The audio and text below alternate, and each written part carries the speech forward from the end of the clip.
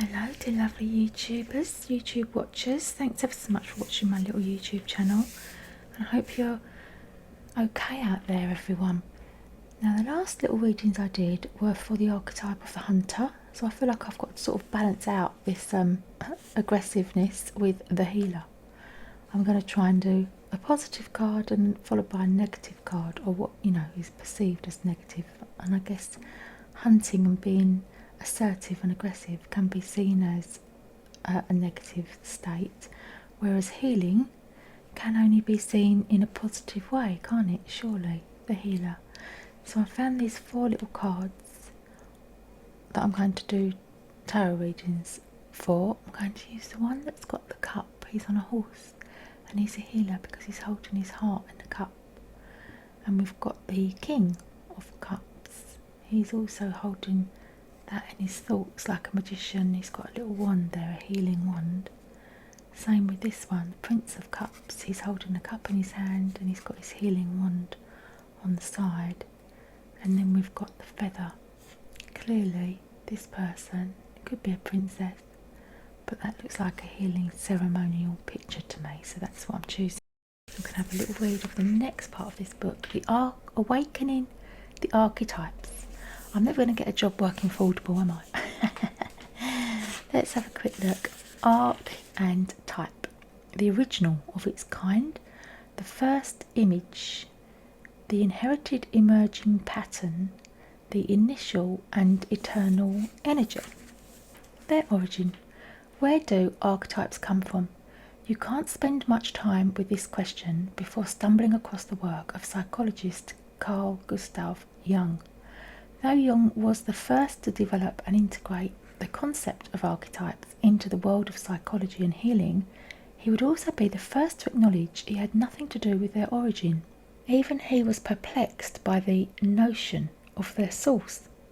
When did they begin? From what source do they originate? What are their intentions? Enchanted by these unanswerable questions, Jung devoted his life's work to studying archetypes within his patients, himself and the world. First, he called them primordial images, a term that suggests they come from the beginning, beyond the beginning. It also implies that they are related to images and the imagination, an important aspect we'll delve into in a moment. Soon, though, Jung landed on the word archetype, and it stuck. Though both terms offer a unique peek into these mysterious dynamics, archetype is an especially wonderful choice, as arche means first, and type means model or kind. The name itself implies that these energies have been swirling since the beginning of time and are inherent in our very existence. They cannot be suppressed, denied, hidden, gotten rid of, or fixed. No matter how hard we try, we inherit them from the very universe, and they express themselves through us. They belong. So which archetype is the first archetype? Some might say the mother. It is possible she has always been there, and from her everything derives. Yet others might say the nothing is the archetype from which everything emerges. Some might say it's the seed, which contains all of life's potentials.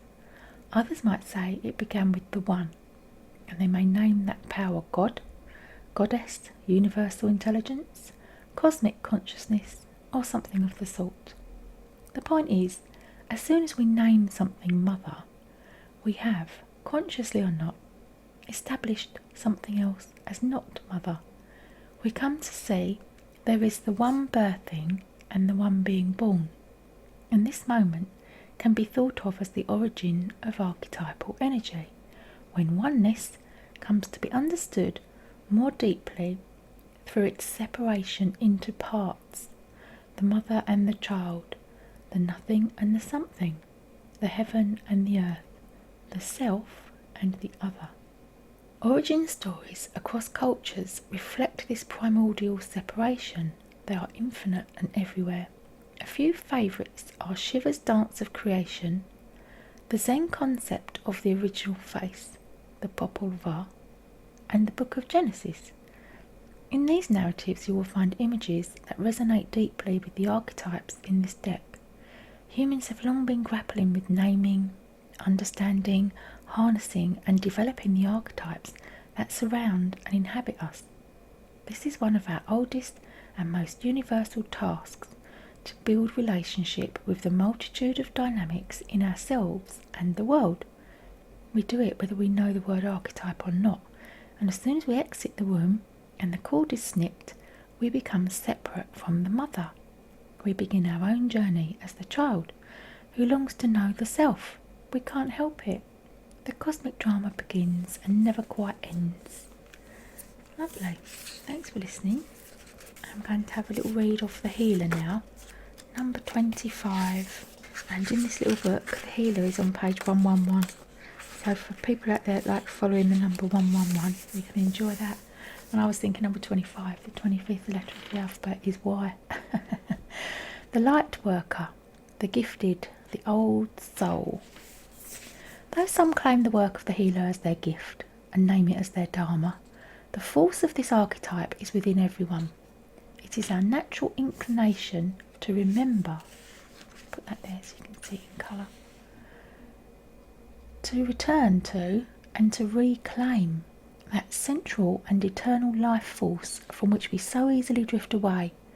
In Sanskrit, the word avidya means forgetting, and it is said that this is the source of all suffering and disease. The healer's mission then becomes to move through the comfort of forgetting, through the veils of ignorance and denial, to reveal the radiance that already exists. The healer approaches this in multiple ways, from multiple angles, knowing the cycle of healing is not linear. It is a multi-layered and circuitous process, always leading back to its own origin, much like the Ouroboros. Okay, healer. You are a natural healer then. Means self-contained, grateful, awake. The image of the serpent is eternally tied to healing and medicine. Both Western, the caduceus, I'm not sure how that's pronounced, forgive me, spelt C-A-D-U-C-E-U-S, and Eastern, Kundalini, study the serpent and its power. Okay. The wounded healer is not someone who was wounded and is now healed. It's someone who continues to courageously break open the self and ego as a means for deep integration. Okay, let's talk about the wounded healer then, because I do know a little bit about the wounded healer actually. While I'm shuffling the cards, we'll have a little chat about wounded healing. Wounded healing. A few ways of thinking about wounded healer. It's a person who has been wounded and injured and has patterns of behaviour within themselves which haven't yet been healed, and then they feel a need to heal that same wound in other people. Okay, so they haven't fixed it in themselves, but they feel a deep need to fix it in other people. You know, so for instance, if you have been a neglected child and you were neglected by your mum but not your dad, when you go out and about in the world and you meet people, strangely enough you will find other people who have also been neglected by their mum, and you will identify so deeply with that on a real base level, on an archetypal level, that you will set about understanding and empathising, and all your boundaries have been messed up and you'll be helping that person. The pain of that is you can't help that person unless they want help, and they have to be able to help themselves. And because you are wounded in the same area that they are, it's going to be very difficult for you to be able to actually offer any help. But it feels like on the inside an absolute desperate need for the person to be able to reach out and heal that other person. It's a very mysterious phenomenon that happens. It's like, let's use the analogy of something you can see. It's like having a broken ankle, right? Not being aware that you've got a broken ankle. Well, not being aware that it's still broken. So you've had a broken ankle, you know what that experience is like, and you're hobbling along. You think you're fixed, but actually you're walking at half the pace of everyone else. You come across a person who's also got a broken ankle. It's just happened to them. Happened to, and that pack wants two there. You know what to do. You know how to heal them because you've been through it, right? You know what to do in this situation, so you set about helping them.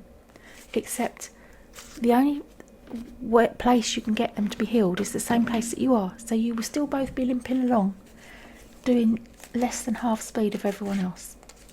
Because obviously the person that needs to be helping someone with a broken ankle needs to be the person that's got two completely healed ankles. Now, I'm not saying that you shouldn't empathise with other people and try and help other people, of course. And sometimes the person who's actually got the healed broken ankle, who's been through it, will be more help to a person who's never had a broken ankle that's trying to help, right? But you've got to make sure that your own wounds are healed before you set off out running around there trying to fix everyone else, trying to help other people. And that is what is known as the wounded healer. Right? And equally, from the depths of pain come deep understanding. So you can empathise and you can understand and you can really have a deep connection with another person who's got similar issues and life experiences to yourself, which might help the other person feel heard, listened to, understood, which is very powerful in itself. But at the same time, the other person might feel like they recognise you need the help still, because they're touching in you areas that need healing, and that's why you're talking about it, right? Let's have a little look at the Green Witch. The Green Witch does like a bit of a healing card, because there's all different types of healing. There's mental health healing, there's spiritual healing, because some of our issues and pain that we have caused to us in our life are spiritual pain we can have. I'm thinking when you lose a person and you suffer from bereavement, that is spiritual pain.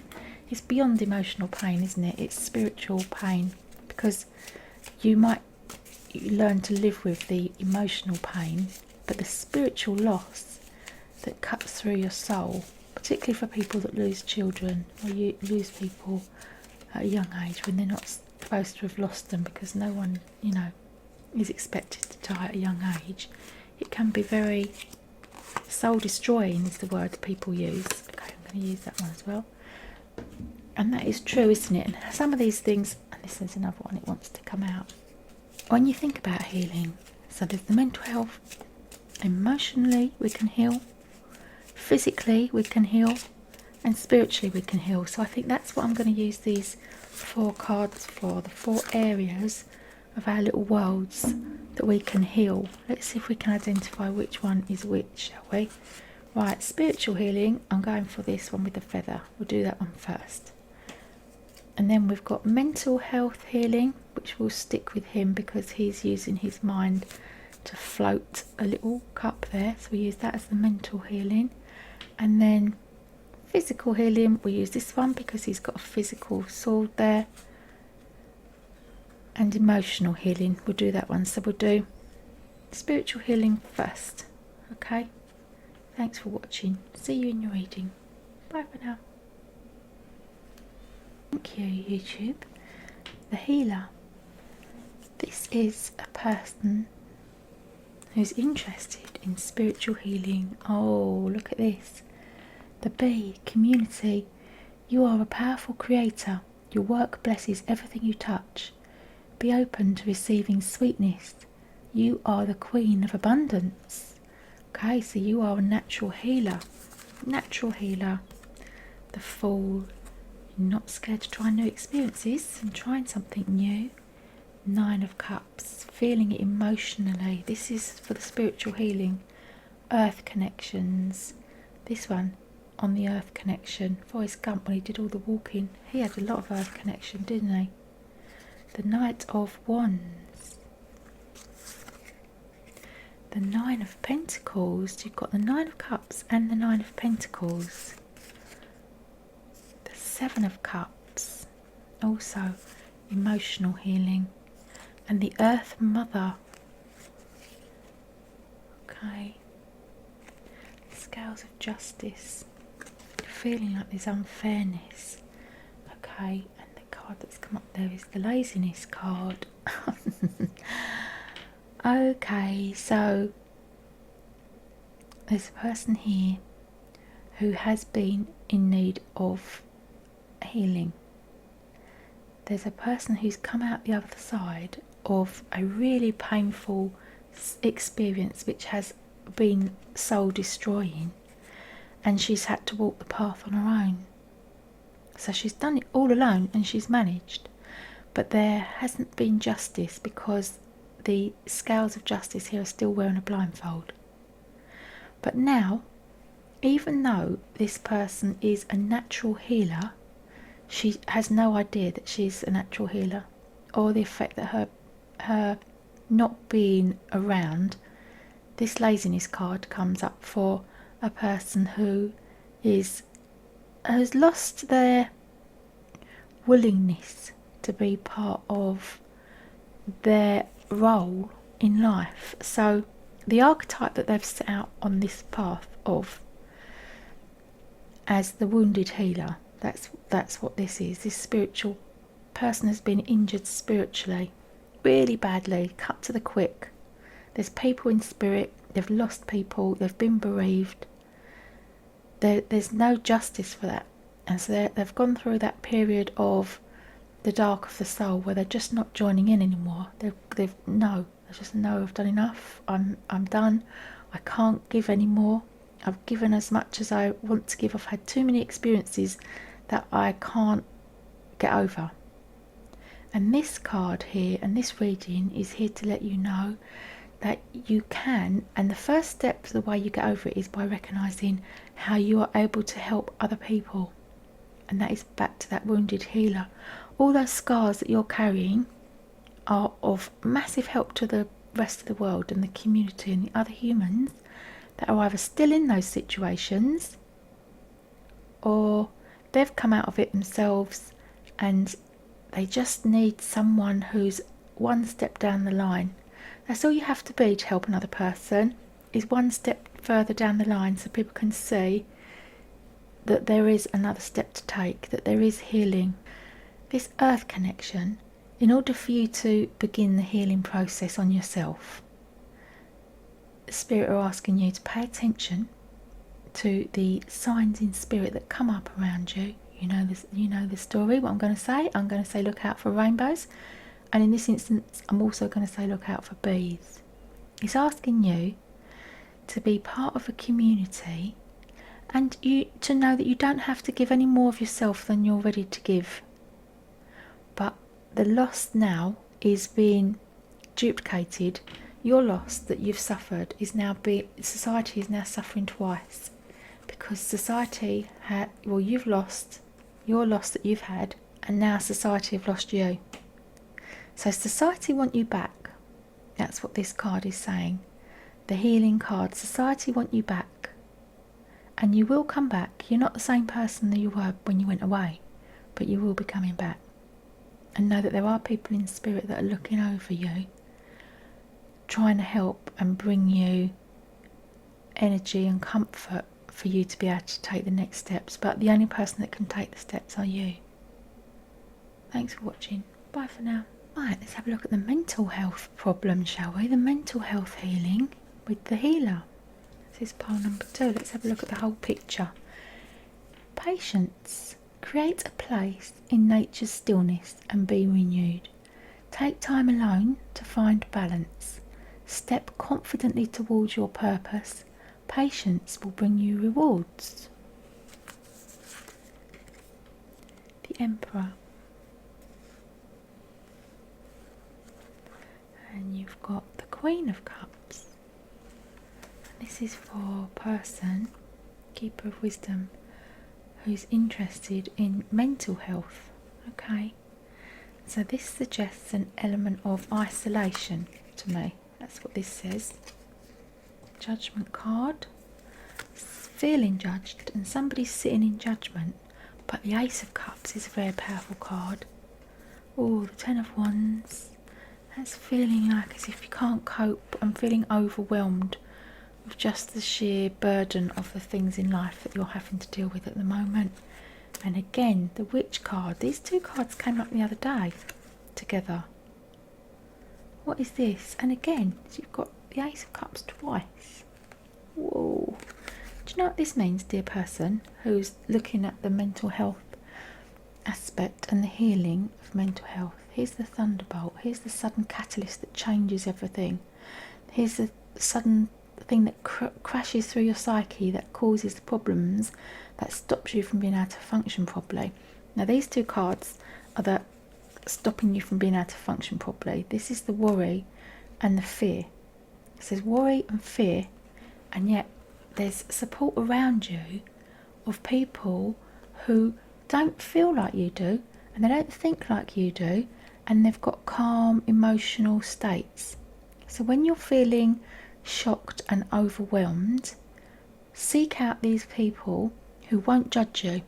So there's an element of being judged here, and I'm not sure if this is a fear of being judged or if it's coming from within. It's that feeling of that, oh God, what are other people going to think? You know, it's that. Now you can change that, because you don't have to worry about what other people think 9 times out of 10, unless you've genuinely got a person who's on your case who you do have to be bothered about what they think because they pay your bills.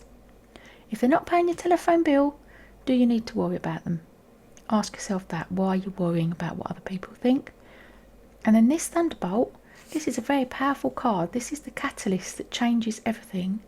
And this is what can be hard to deal with, the sudden unexpected changes. But you have got a person around you who you're able to go to for soothing energies. Okay, so when all your energies are feeling like they're being prodded with the electrical prod, you know, like you're being electrocuted by the angst of it all, and you just can't handle this, that's the time to go and seek out a calm place, which is this card asking you to go into nature. Find a sacred spot that's just for you, because the act of walking there and the act of going to your place, and this is the act of walking, will help your body to readjust with your mind and put you in balance. So you aim to be a more emotionally balanced person. And this other person that's causing you the problems, or the thought of other people causing you the problems, know that you can change what your mind is doing around that question. Ask yourself, why am I bothered about this person? Seriously sit down and ask yourself why you're bothered about what someone else thinks, because that's part of the healing process. Trusting in your own mind, trusting in your own thoughts, putting yourself in the flow of an emotional state that feels good, and then see what thoughts come from that. You'll find naturally that healthier, more pleasant thoughts will come to you when you're in an emotional place of well-being. The two things are connected. The way you think affects the way you feel. The way you feel affects the way you think. And if you can put yourself out there in nature, you will be on the right path to accepting healing from nature and the universe. Okay, because the nature and universe, that's where we all belong. That's where we all are. Unfortunately, some of us are stuck more in suburban grey concrete areas than others. But if you can get out there anywhere where there's greenery, plants, nature, a field, it doesn't matter how small it is, just open space, find 10-15 minutes to sit in that as often as you can, every day, preferably every day, so your body gets into the routine and a pattern of, oh, I'm going to my breathing space, I'm going to my place that's going to help heal my mind. And so your mind is the thing that you have to sort of overcome in order to get there.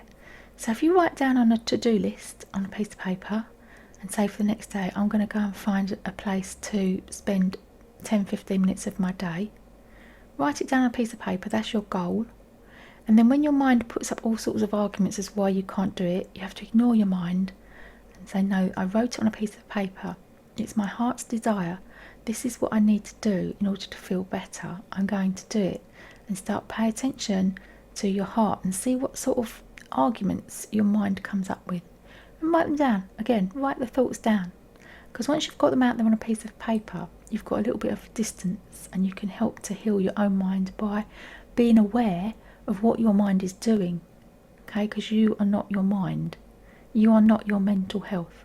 Your mental health is just the state of vibrations of thoughts. That's where you're at. That's currently where you're at. Doesn't mean you can't improve.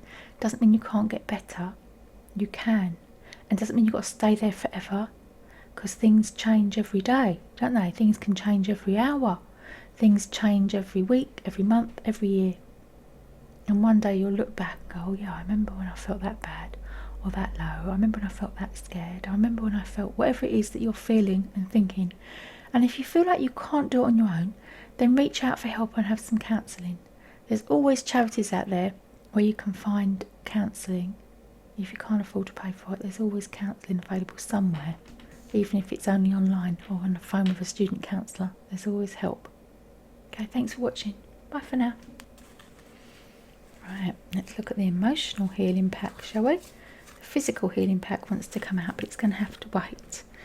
Right, the emotional healing pack. The card reading for emotional healing. Dragonfly, magic. I embrace my transformation. I courageously let go of the past. The magic of nature is in me. I am brilliant and I am blessed. So if you can recognise the brilliance of the dragonfly and how amazing these things in nature are, and know that you are one of the most intelligent things on the planet, it helps you to feel better about who you are and what you're doing. Oh, lovely. Look at this. This is a perfect card for emotional healing. Temperance, the card of the feelings. The card of being calm. The death card also means new beginnings. The death of feeling a certain way. Energy of the squirrel. And tears. Is that tears? It is tears, because he's crying. Oh, look at this. See, I knew there had to be two of these Patrick Gamble cards come out for this reading. And this is why, isn't it? Look at the orange matches the green. Look at the way the colours blend. Aren't they beautiful? So there's been a lot of pain. A lot of pain and a lot of scattered energy everywhere. Pentacles. Oh, this is somebody who's had a bereavement. And this is the money after the bereavement. This is arguing, but nothing that you haven't been able to handle or deal with. Nine of Swords perfectly matches the tears card. Look, this person is just at a loss to know what to do. But the Nine of Pentacles suggests there's hope for the future. It's going to sort itself out. Look at this. The Two of Swords as well. It's the arguing with another person. It's causing the pain. However, you have the power and the ability. Can you see this? To be able to carry all this burden by yourself. Okay? And not blow things up out of proportion. Look at this. Trust. This is your biggest power of your feelings.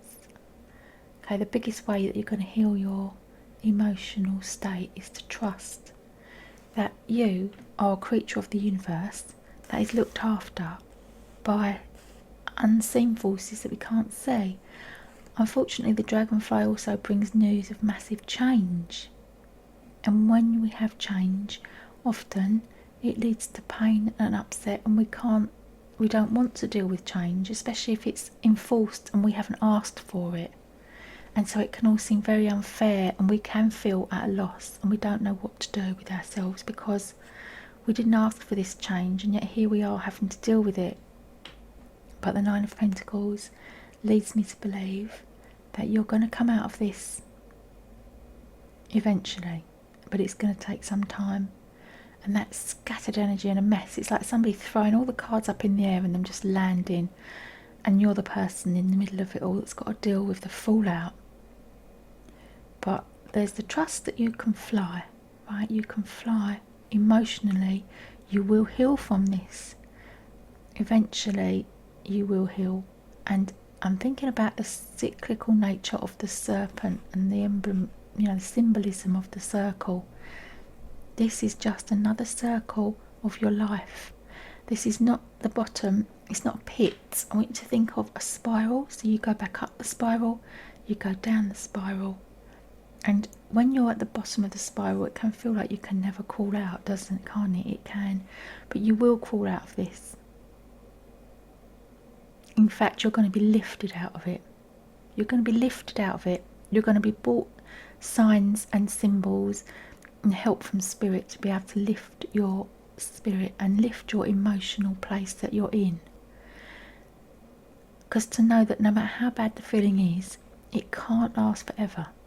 But there's a feeling like, well, the situation is going to last forever, so the feeling is going to last forever. That's not true. The situation is not going to last forever, and the feeling can change quicker than the situation. Okay? So I'm sorry that you're having that experience. I'm sorry that the feeling can feel so permanent, but it's not true. There's nothing permanent.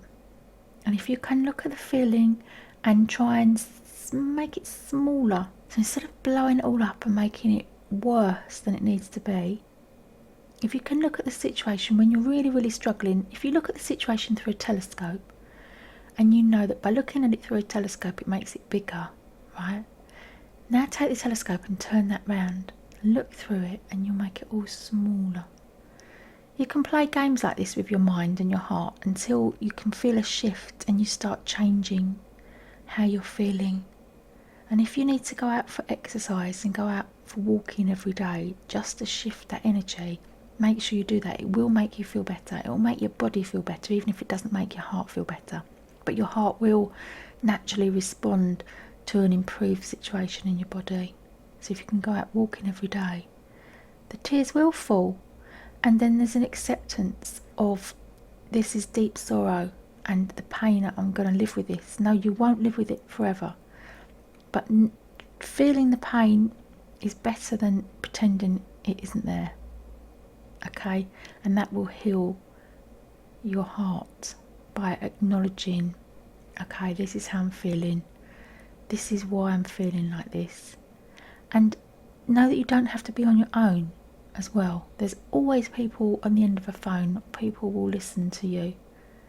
If you've got a need to just be with other people, there are groups and places you can go to find piece of your heart that's missing. And that's how this seems to me. There's a piece of your heart gone.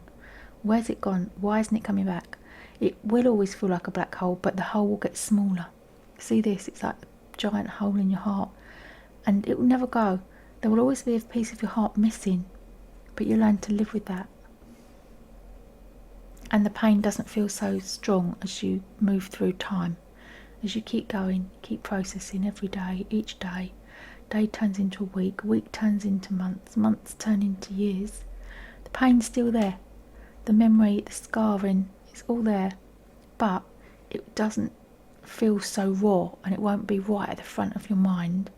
It will just be part of your rich history of the pattern of your life.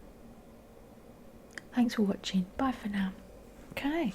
Lastly, physical. The physical healer. The physical healing. Healing physically. Ooh. Bison. Abundance. The sacred buffalo. Cloak me in your wisdom. Keep me warm through the storms of life. Fill my life with goodness and teach me the way of gratitude and prayer. That's an interesting card for physical. Oh, the tower. Wait a minute. Physical doesn't necessarily mean bodily. It can mean bricks and mortar. The tower comes up from move. 5 of Wands. You've got the guidance card. Okay, looking for guidance about things that are happening physically. A need to heal the physical experience. The 5 of Wands, which is reversed. There's complete confusion for you. 9 of Cups, this involves another person. The 4 of Cups, feeling emotionally lost. A 3 of Wands, needing your ship to come in. Materially, this is a material question. Look at that, you've got the World card. That's amazing. This is success. And Oh dear, this is a person who just has got never-ending arguments. Person who, you leave them in a room on their own, they'd come out having an argument. The inner voice. For your physical healing, right, and this is not about your physical apparatus, this is about the material bricks and mortar that you're surrounded by, and the material world that has manifested in your life. Your guidance card is asking you to remember that you have inner guidance. Okay, let's have a little compare and contrast to the law of attraction. What is happening for you on the inside? All you're doing is attracting what you're giving out.